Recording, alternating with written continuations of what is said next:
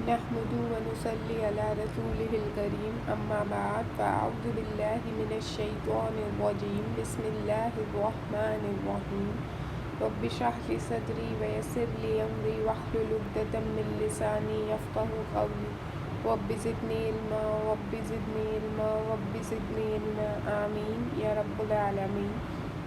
السلام علیکم ورحمۃ اللہ وبرکاتہ. تو سسٹرز پچھلی کلاس میں ہم نے پڑھا کہ آپ صلی اللہ علیہ وسلم کی والدہ حضرت آمنہ کا انتقال ہوا جب وہ 6 سال کی عمر کے تھے. اس کے بعد آپ کے دادا عبدالمطلب کا بھی انتقال ہو گیا جب آپ کی عمر مبارک 8 سال کی تھی. آپ کے دادا عبدالمطلب نے اپنے انتقال سے پہلے اپنے بیٹے ابو طالب یعنی آپ صلی اللہ علیہ وسلم کے چچا ابو طالب کو یہ وصیت کر دی تھی کہ آپ صلی اللہ علیہ وسلم کو ان کی نگرانی میں دے دیا تھا. تو چنانچہ آپ چچا ابو طالب کی کفالت میں آ گئے. ابو طالب سردار تھے لیکن عیالدار آدمی تھے، مالدار آدمی نہیں تھے. مطلب کہ جیسے کہ آج کے ٹائم پہ ہوتا ہے نا، کوئی اچھی پوزیشن پہ ہوتا ہے یا اونچے عہدے پر ہوتا ہے تو ظاہر سی بات ہے بہت امیر ہوتا ہے وہ. کیونکہ اس کے پاس بینک بیلنس بھی ہوتا ہے، اچھا گھر، property, every thing he have. But پہلے ایسا نہیں تھا. پہلے جو سردار ہوا کرتے تھے وہ ایسے نہیں ہوتے تھے. مطلب صرف اپنے گزارے کے لائق ان کے پاس ہوتا تھا، باقی سب وہ اپنے پاس کچھ جوڑ کے یا کچھ ایسا نہیں رکھتے تھے. ایسا ہی ابو طالب کے ساتھ بھی تھا. وہ سردار تھے لیکن مالدار آدمی نہیں تھے. پیغمبر علیہ السلام ان کے کام کاج میں ہاتھ بٹانے لگے. جب آپ کی عمر تقریباً 12 سال اور کچھ مہینے کی ہوئی تو عرب کے دستور کے مطابق ابو طالب تجارت کے لیے ملک شام جایا کرتے تھے. وہ سامان سفر تیار کرنے لگے. چونکہ حضور بچے تھے اس لیے پریشانی کی وجہ سے انہیں ساتھ لے جانا مناسب نہیں سمجھا. لیکن جب آپ صلی اللہ علیہ وسلم کو معلوم ہوا کہ چچا جان تجارت کے لیے لمبے سفر پر جا رہے ہیں تو آپ کو تکلیف ہوئی اور آپ کی آنکھوں سے آنسو جاری ہو گئے. تو ابو طالب نے یہ سوچا کہ ان کو اکیلے چھوڑنے میں پریشانی اور تکلیف ہوگی. آپ کو اپنے ساتھ لے لیا. قافلہ مقام بصرہ سے گزرتا تھا. ایک جگہ ہے جس کا نام بصرہ ہے، وہاں سے گزرا. وہاں پر ایک راہب رہتا تھا. راہب جیسے میں نے بتایا آپ کو بہت مطلب عبادت گزار ہوتے تھے بہت، اور کافی نالج ہوا کرتی تھی انہیں، کتابوں کے جاننے والے ہوا کرتے تھے وہ لوگ. تو اس کا نام بحیرہ یا کچھ کتابوں میں بحیرہ بھی ہے، تو اس میں تھوڑی اختلاف ہے، بحیرہ تھا یا بحیرہ تھا. بہرحال ایک راہب تھا. تو یہ بڑا عبادت گزار شخص تھا جو اپنی خلوت گاہ سے باہر نہیں نکلتا تھا. خلوت گاہ مطلب جس اکیلی جگہ پر، ایک اکیلی جگہ جہاں پر وہ صرف عبادت کرتا رہتا تھا، اس کے علاوہ اسے کسی چیز کا کچھ پتہ نہیں رہتا تھا، اور کسی نے اس کو لوگوں سے ملتے ہوئے نہیں دیکھا تھا، ہمیشہ عبادت میں لگا رہتا. جب یہ قافلہ وہاں پہنچا تو لوگوں نے عجیب و غریب حیرت زدہ بات دیکھی کہ یہ راہب خود اپنے عبادت خانے سے اتر کر باہر آیا اور قافلے والوں کو بڑے غور سے دیکھنے لگا. جب اس کی نظر نبی اکرم صلی اللہ علیہ وسلم پر پڑی تو آپ ہی پر نظر جما لی. لوگوں نے اس سے معلوم کیا کہ بھائی کبھی آپ نے اتنا اہتمام نہیں کیا اور آج آپ اس طرح سے کر رہے ہیں. تو اس نے لوگوں سے بتلایا کہ یہ جو صاحبزادے ہیں یہ تمام عالم کے سردار ہیں، یہ رب العالمین کے رسول بننے والے ہیں اور اللہ تعالیٰ ان کو رحمت عالم بنائے گا. اور میں نے اس کا اندازہ اس سے لگایا کہ یہ جہاں جہاں سے گزر رہے ہیں تمام شجر و حجر یعنی پیڑ اور پتھر ان کے سامنے سجدہ ریز ہو رہے تھے، اور جس جگہ سے یہ گزر رہے ہیں تو بادل ان پر سایہ کر رہا ہے. ان کے شانے پر مہر نبوت ہے، ان کے شانے پر مہر نبوت ہے. اور اس نے معلوم کیا کہ ان کا کفیل کون ہے. لوگوں نے بتلایا کہ ابو طالب ہے.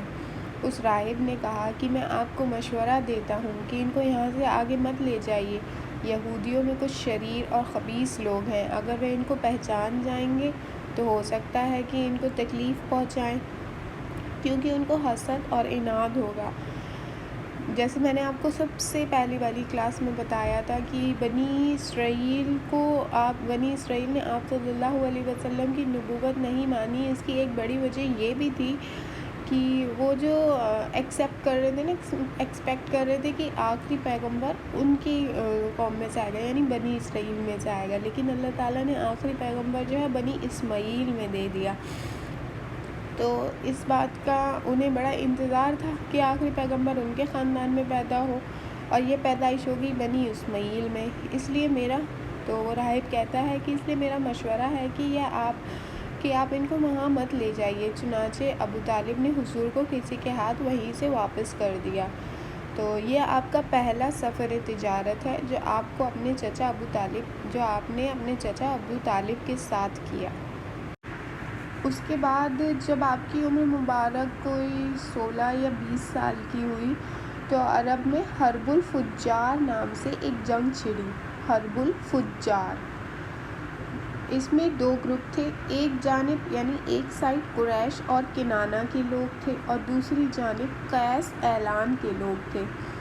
یہ خریز جنگ کئی مہینوں تک چلتی رہی. پیغمبر علیہ السلام نے کچھ ایام اس میں اس طرح حصہ لیا, یعنی کچھ دن اس میں اس طریقے سے حصہ لیا کہ آپ اپنے چچاؤں کو تیر ترکش سے نکال کر ہاتھ میں پکڑاتے تھے, کیونکہ آپ کی عمر کم تھی اور اتنا جانتے نہیں تھے. تو آپ ایسا کرتے تھے کہ اپنے چچاؤں کی ہیلپ کرتے تھے کہ انہیں تیر اٹھا کے جس چیز میں تیر رکھتے ہیں نا اس میں سے نکال کر اپنے چچاؤں کے ہاتھ میں پکڑاتے تھے. اس طرح آپ نے اس جنگ میں حصہ لیا. آخر میں اس جنگ کا انجام آپس میں صلح پر ہوا.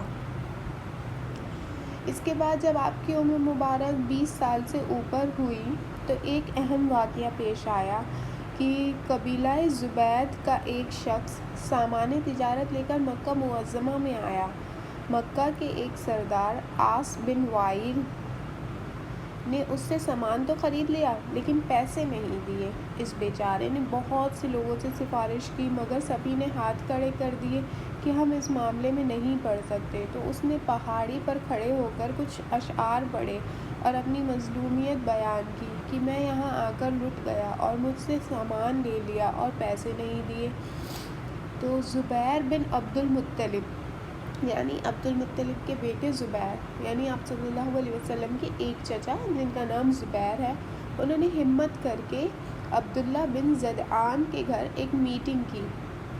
اس میں قریش کے تمام سرداروں کو جمع کر کے یہ بات رکھی گئی کہ ہم آپس میں عہد کرتے ہیں, مطلب ان لوگوں نے آپس میں ایک پرومس کیا کہ شہر میں اگر کسی بھی شخص کے ساتھ ظلم ہوگا تو ہم سب مل کر مظلوم کا ساتھ دیں گے اور مظلوم کا حق دلا کر رہیں گے اور ظالم کا بالکل ساتھ نہیں دیں گے. اس عہد کو حلف الفضول کہا جاتا ہے. حلف الفضول کہا جاتا ہے. فضول کہنے کی وجہ یہ ہے کہ خاندان بنو جرہم میں صدیوں پہلے 3 آدمیوں نے اسی طرح کا ایک عہد کیا تھا, جن میں سے 2 کا نام فضل تھا اور ایک کا نام فضیل تھا. چونکہ تینوں کے نام میں فضل ہے اس لیے عربی زبان میں اس طرح کے عقد کو یعنی اس طرح کا جو معاہدہ جو وعدہ ہوتا ہے اس کو حلف الفضول کا نام دیا گیا ہے. اس میٹنگ میں اسی عقد کی تجدید کی گئی. وہی وعدہ جو پہلے اس طریقے کا وعدہ بنو جرہم میں ہوا تھا اسی طریقے کا وعدہ اس میٹنگ میں بھی ہوا. نبی اکرم صلی اللہ علیہ وسلم بھی اس میٹنگ میں اس وعدے میں شریک تھے اور یہ معاہدہ حضور کو ایسا پسند تھا کہ اسلام کے آنے کے بعد آپ فرمایا کرتے تھے کہ عبداللہ بن زدعان کے گھر پر جو معاہدہ ہوا وہ مجھے دنیا کے تمام مال و زر سے زیادہ پسند ہے, اور آج بھی اگر اس طرح کا کوئی معاہدہ کرے گا تو میں اس پر دستخط اور اس کی تائید کرنے کے لیے تیار ہوں. اللہ اکبر. اس سے آپ کی شرافت و اعلیٰ کردار اور انصاف پروری اور اللہ تعالیٰ نے طبیعت کے اندر جو استقلال اور اعتدال رکھا تھا اس کا آپ اندازہ لگا سکتے ہیں.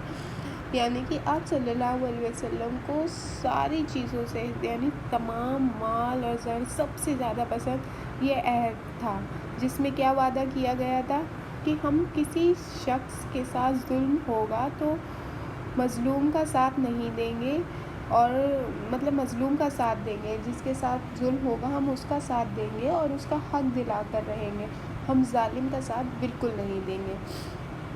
یہی ہمیں آج بھی کرنا چاہیے، کیونکہ آپ صلی اللہ علیہ وسلم کی سب سے پسندیدہ بات تھی یہ کہ ہمیں مظلوم کا ساتھ دینا چاہیے، جس پر ظلم ہو رہا ہے، اور ظالم کے خلاف کھڑا ہونا چاہیے، مظلوم کو اس کا حق دلانا چاہیے۔ تو انشاءاللہ اس کے آگے ہم آگے پڑھیں گے۔ السلام علیکم ورحمۃ اللہ وبرکاتہ۔